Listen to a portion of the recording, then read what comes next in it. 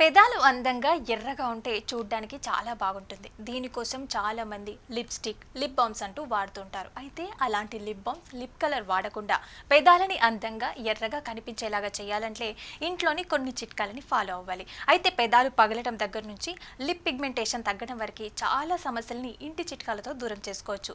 ఇందులోని వాడే పదార్థాలన్నీ కూడా ఇంట్లో దొరికేవే. మరి అవేంటి? వాటితో పెదాలని ఎలా కాపాడుకోవాలో ఈ వీడియోలో మనం మాట్లాడుకుందాం.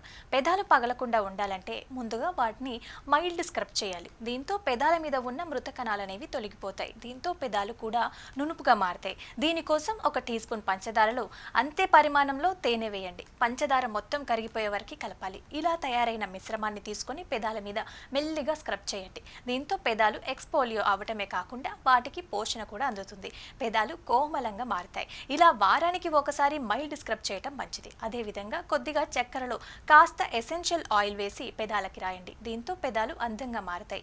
ఎర్రగా మారటంలో ఇలాంటి చిన్న చిట్కాలు చాలా హెల్ప్ చేస్తాయి. అయితే చక్కెర మరీ గరుకుగా ఉండకూడదు.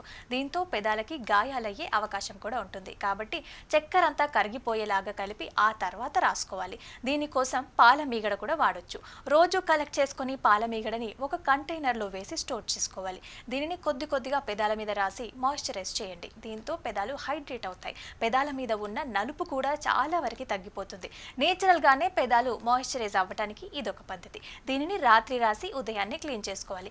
అదేవిధంగా పెదాల మీద పిగ్మెంటేషన్ ఎక్కువగా ఉంటే కొన్ని ఎర్ర గులాబీలతో పాలతో కలిపి పేస్ట్ లాగా చేసుకోవాలి. దీనిని పెదాల మీద రాసి 20 నిమిషాల పాటు అలాగే ఉంచి ఆ తర్వాత చల్లని నీటితో కడుక్కోవాలి.